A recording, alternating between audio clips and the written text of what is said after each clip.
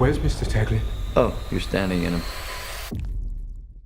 Welcome back, everyone. It's Kraven time. I had a chance to see the new Kraven movie, and it is definitely the final nail in the coffin of the Sony Spider-Man Spinoff Movie Universe. The past several years since they released that first Venom movie, Sony's been on this mission to assemble their own Sinister Six Avengers-style movie with a bunch of villain-themed Spider-Man spin-off movies without Spider-Man actually in them. No spoiler warning needed, it failed miserably, as you all saw. There are a couple times with some of those movies in there that it was almost painful to watch. The Kraven movie, however, is not going to go down as the worst Sony Spider-Man spin-off movie. That distinct honor will still go to Madam Web. To its credit, there were a couple bright spots in the Kraven movie that I will point out, and obviously some very, very big weak points that we have to talk about, so we'll break it all down in whether or not this is going to be a fun bad watch or just a plain bad movie.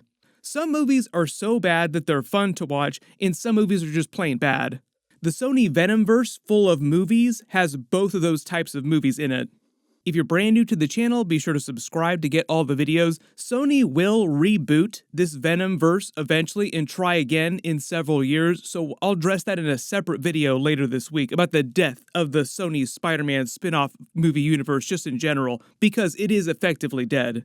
But if it wasn't clear, all the Sony Spider-Man spin-off villain movies have taken place in the Venom universe. You will be forgiven, though, if you didn't know that, because at a certain point, like around the time Morbius was about to come out in theaters, Sony got scared, started pulling all the shared Spider-Man Easter eggs out of all the movies that they were releasing, and we've even seen some deleted scenes where they were actually going to bring in multiverse Tom Holland Spider-Man from the MCU at one point. This is actually a scene of what he would have looked like in the Madam Web movie. He was actually going to be in Madam Web for a hot minute.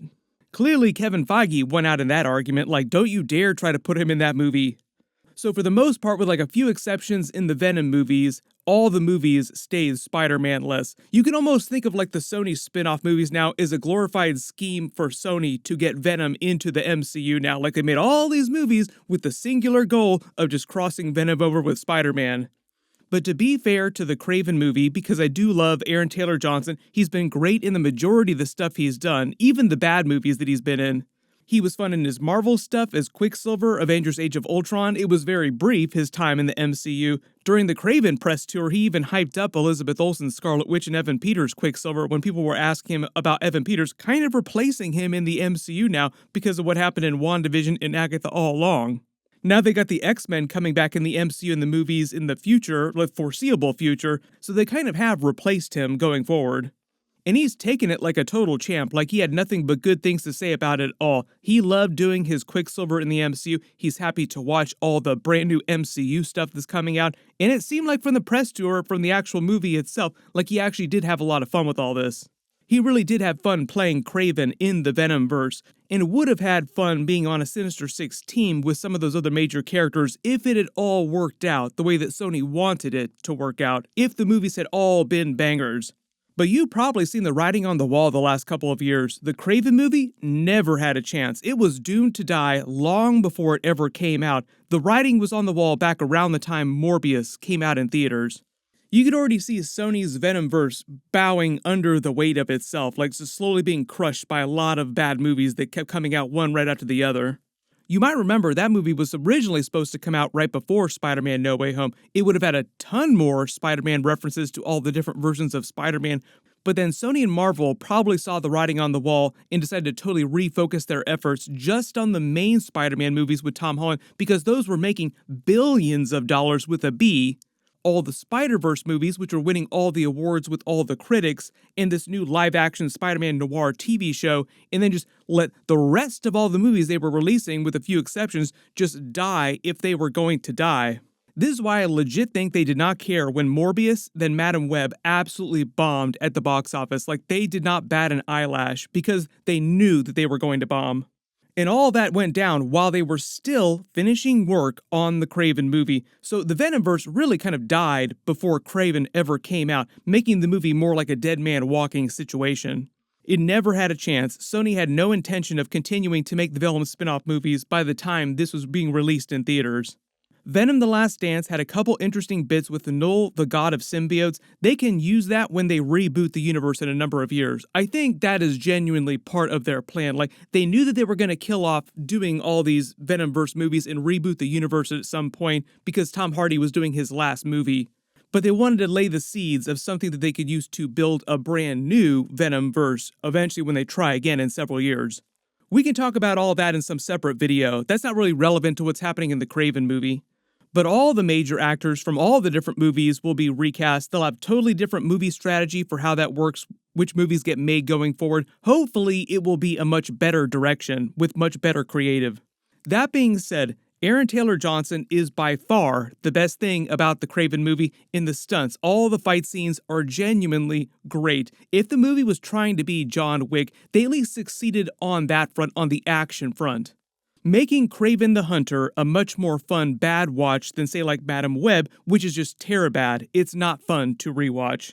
I have no intention of ever rewatching Madam Web unless it's for the purposes of like some comedy or Easter egg type of video or like jokes in other videos. Russell Crowe, the Rhino, the Chameleon, totally wasted in the Kraven movie. I think the only reason Russell Crowe is in this movie is for a fat sack of Sony cash. Like, what is he doing in this movie? They really did want the movie to feel like John Wick with all the Spider-Man characters, but first, there's no actual Spider-Man in this movie. I feel like that doesn't need a spoiler warning either. Like, there is no Spider-Man crossover in the movie. There's some cool bits of Spider-Man related lore for the universe and for Kraven's origin story, but no actual Spider-Man. Not even a cool post-credit scene teasing potential Spider-Man crossover. So also a reminder, there is no post-credit scene in this movie. Sony saw the writing on the wall. They never intended to continue this franchise. We don't need a post-credit scene. We don't want to let people know that this might continue. All the dialogue feels like it's out of a really bad early 2000s comic book movie, but it never quite reaches the heights of Madam Web's cheesy dialogue memes. Like, it's not meme-worthy, but it is bad. If the movie really wanted to feel more like John Wick, just in terms of vibes, they would have had to remove like 95% of most of the dialogue. Keanu Reeves, for example, almost has 0 lines of dialogue in those movies. I do think one of the smartest moves that Sony made behind the scenes was to let Kraven be rated R. It does help with the action scenes, and I think those and Aaron Taylor Johnson's performance will help give the movie some legs once it hits home video and streaming. But it's not looking good right now for its theatrical release because it is set to earn less money than Madam Web did in movie theaters, and that is an accomplishment, a dubious accomplishment. And it's up against Sonic 3 really soon, which is probably going to make $1 billion. Like, make more John Wick Keanu Reeves references because he's in that movie as Shadow, and the way they're treating Shadow's character in that movie is kind of like John Wick in the Sonic universe. So not only did Kraven have 0 chance inside Sony, like 0 support it sounds like, it also sounds like it had 0 chance of doing well at the box office. Sony knew exactly what was going to happen putting this up against Sonic 3. Unlike Madam Web, the supporting characters in the Kraven movie seem like they are genuinely happy to be there. They're not being held against their will, forced to make a movie. It seemed like everybody had fun making Kraven just in general, so I do feel bad for them. Even the director sounds like he did try to do what he could with the material, but I think by far one of the weakest parts of this movie is the actual script itself.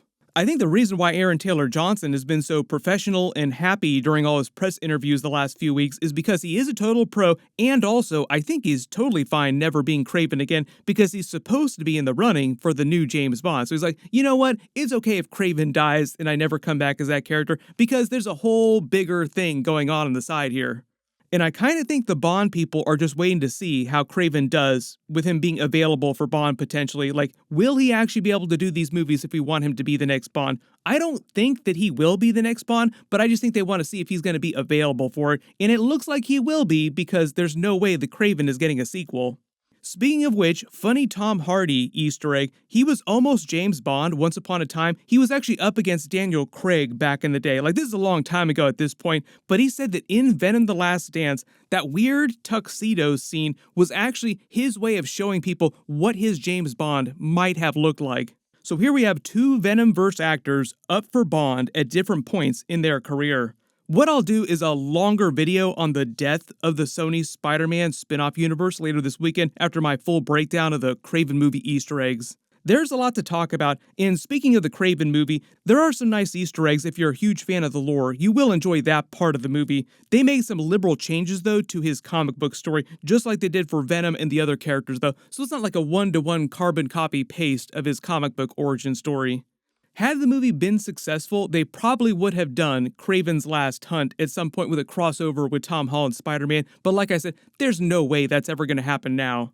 Reminder too, there is no post-credit scene, but if you want to eulogize Kraven in the Venom Verse, you can still stay behind after the credits just to say your goodbyes, R.I.P. Probably the best thing I could say about the Kraven movie is that it might be a fun rewatch once it does hit streaming. There is a bunch of stuff coming up. We have a bunch of Spider-Man 4 with Tom Holland. Amy Pascal, who's the producer on a lot of these big Spider-Man movies, was already talking about the story for that. So I'll do videos as we get more details and more footage of what's going on with that movie. Marvel's been making a whole bunch of Avengers 5 Doomsday announcements just because they're getting ready to film that movie too. I just did a big video about them bringing Chris Evans back as another new character, not his Johnny Storm or not his original Steve Rogers Captain America, a totally new one. Click here to learn about that. And speaking of Spider-Man, click here to watch Andrew Garfield and Ryan Reynolds talk about the future of his Amazing Spider-Man in Deadpool 4 during this video. Thank you so much for watching, and I'll see you guys in the next one.